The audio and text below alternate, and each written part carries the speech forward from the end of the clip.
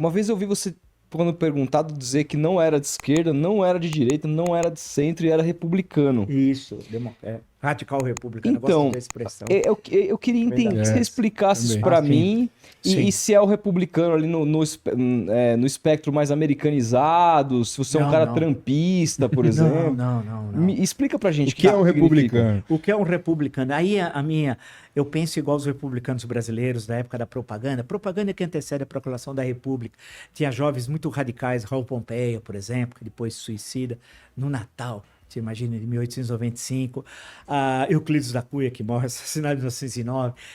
Você tem uma juventude republicana que tem muita influência da França, da Terceira República. Aí o Estado laico, né? Isso é uma bandeira inegociável. Inegociável. Né? Essa questão do Estado. Então, e essa questão do radicalismo, no sentido do pensamento republicano, no manual do cidadão. Por isso que eu defendo muito a Revolução Francesa. Nós somos filhos modernos da Revolução Francesa, na Antiguidade de Atenas, a modernidade da Revolução Francesa. Porque falar em Brasil em direita, centro-esquerda é uma pobreza absoluta, porque a direita não é direita, o centro não é centro, a esquerda não é esquerda, né? No sentido de construir uma sociedade democrática, a vigência plena da nossa Constituição, enfrentar o racismo, as formas de homofobia, construir uma economia nacional, ter uma inserção no mundo de forma soberana, né? Controlar o território nacional, porque hoje é revolucionário, a Amazônia está com o crime organizado, até o cartel do Sinaloa, lá do México, esse eu conheço porque eu já tive no estado de Sinaloa, não na época do cartel, porque lá inclusive tem um grande, o Júlio César Chaves, um grande boxeador, que eu tinha uma admiração profunda por ele, foi um dos maiores campeões que eu vi de boxe, ele, o Éder Joffre e o Mohamed Ali, provavelmente.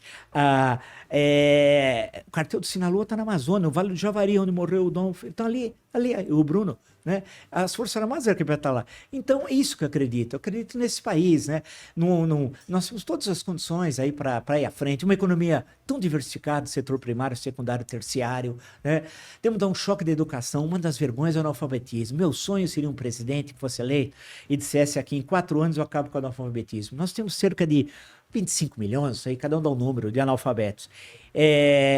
Envolver toda a sociedade, igreja, sindicato, ONG, partido, tudo. Acabar com a analfabetismo. Eu, quando aprendi aos 7 anos ler e escrever, foi a maior coisa coisa mais importante da minha vida. Eu comecei a ler tudo, qualquer coisa que eu via na rua eu lia. Então a importância, né, disso como revolução, o ato de ler e de desenvolver a ciência e tecnologia de forma que o Brasil tem. Você vê nesses avanços do Facebook, você começa a procurar, tem brasileiro aqui, tem brasileiro acolá. Então, esse grande ponto, nós temos todas as condições para isso. Tivemos no passado, se nós formos, como eu disse, de 30 a 80 do século passado, mas crescemos no mundo ocidental, em que momento nós perdemos o bom caminho? Eu acho que esse é a resposta mais difícil de dar. Em algum momento nós perdemos. Vilen, embora você tenha ficado muito reconhecido como um grande, naquela época, um Sim. antipetista, Sim. né, por conta de todas as críticas Sim. que você fazia, quando você, para explicar onde que está o que você pensa sobre a sua visão de mundo, enfim, Sim. você fala de Estado forte, você fala de educação, você fala, inclusive, de pouquíssimo conservadorismo com relação às questões de costumes. Claro, é fundamental. Me parece, no espectro brasileiro, isso muito mais perto da esquerda ou da direita, ou eu tô louco? Não tá louco, mas em tese, ainda. O cara tem dificuldade de dizer que tô brincando. Não, é porque é o seguinte, é que a Grande progressista. a esquerda no sentido europeu, por exemplo, aqui nenhum partido é o que está no nome. A social-democracia não é a social-democracia, os liberais não são liberais. Aqui os nomes não liberal nos costumes. Não, é liberal na economia e conservador nos costumes. O cara casou 10 vezes, tem as pernas maracutaias. Mas é como você disse, pô, lá em Brasília, caras que surfaram no petismo e no bolsonarismo estão lá até hoje. Estão lá até hoje. Acho que essa é a chave, acabar com esses caras. E a questão, eu acho que tem muitas questões, em termos o PT de hoje, em termos de quadros políticos, como a gente falava antigamente, é muito mais fraco e frágil do que era no passado.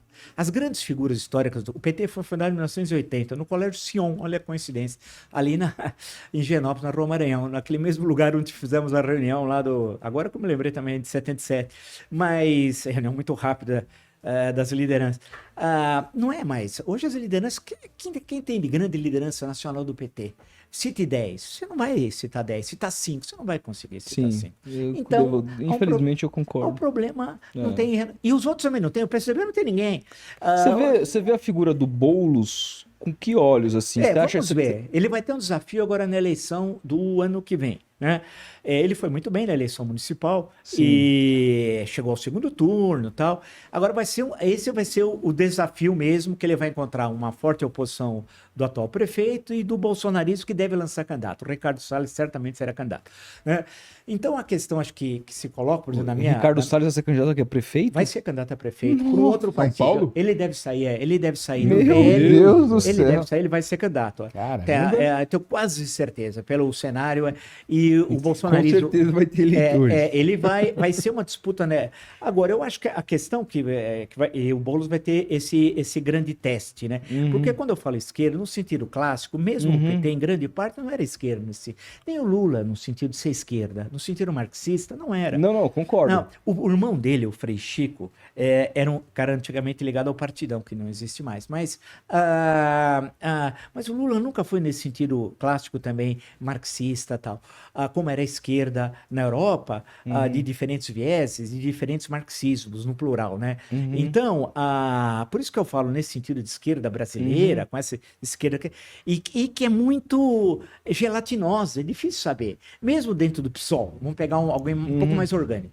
Tá. Mesmo ali é gelatinoso. Se você for olhar, tanto que o Freixo acabou saindo depois, tal, para pegar um exemplo de um excelente parlamentar, que pena que ele não ganhou as eleições Uma pena pro Rio de mesmo. Janeiro. É um cara muito bom. realmente muito capaz e corajoso, inclusive teve o seu irmão assassinado, inclusive. Então, eu acho que por isso que eu fico num campo estranho aqui no Brasil, porque as minhas referências, que eu fico pensando das questões europeias que eu acompanho, que eu gosto, e das leituras que eu gosto de fazer, dos meus antigos, daqueles livros que viram companheiros seus, né? E de ter essa posição independente.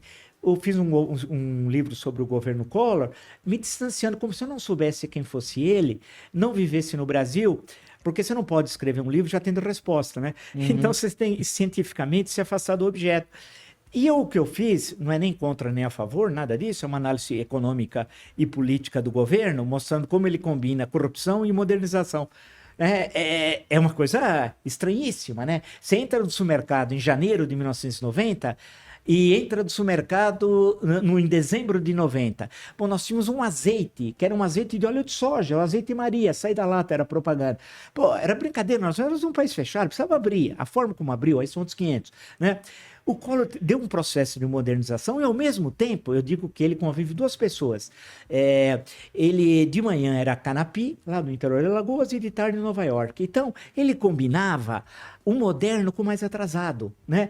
E o livro mostra isso. E é um livro que as pessoas falam, pô, que foi realmente trabalho acadêmico nesse sentido. Então, a minha visão de mundo nós precisamos se integrar ao mundo, mas não da forma como a Faria Lima quer se integrar, nas grandes cadeias produtivas, mas O Collor, então, era uma espécie de Marcos Braz da presidência do Brasil. Assim. Olha, ele misturava tudo. O moderno. Ele fez coisas... Dançava de acordo com a música. Não, e eu conversei com ele teve 2 ministérios. Olha, o ministério dele, só para concluir, da saúde, o ministro era Jatene, Adib Jatene. Sim. Da educação, José Goldenberg. Relações exteriores, Celso Laffer. Economia, era chamada economia, Marcílio Marques Moreira. E por aí vai. Tinha gente... ciência e tecnologia, Hélio Jaguaribe. Tinha gente brilhante. É difícil encontrar qualidade. Agora... ele fez todas aquelas coisas. Nós sabemos, meu livro lá, eu acho que eu explico bem. Ele até, em parte, gostou do livro. Sabe por quê? Num dia do impeachment da Dilma, no Senado, ele fez questão de ler um trecho do livro. Era meia-noite, eu estava dormindo, eu estava cansado, tinha trabalhado o dia inteiro. Aí o pessoal me ligou até da Panda, tá? E falou, olha, ele está te citando. Eu falei, para o bem ou para o mal? Aí tá falando mal. Falando, não, acho que ele está falando bem. Aí eu falei, tão grave, depois eu quero ouvir. Aí 10 minutos depois, aí me ligaram, pô, aí grava um negócio aí e tal. Que ele pegou um trecho de uma passagem do que eu tinha dito sobre a questão do corporativismo no Estado brasileiro, que favorecia o grande capital, né? Como o Instituto Brasileiro do Café, uma série de coisas que não existe, Instituto do Açúcar do Álcool, Siderbras, etc. Então, por isso que quando você tem uma análise que é sua, não é o, vou criar uma ideologia nova, o vilismo, mas não é isso. Você fica, você tem a sua visão tal. Então você já não entra no jogo para pôr aquela camisa tal. Sim. Não, você sabe que tem as regras. Então são 17 regras do futebol, né? Você tem as 17. Mas aí eu posso jogar do jeito que eu quiser, respeitando as 17 regras. Eu acho que Entendi. esse é o meu caminho.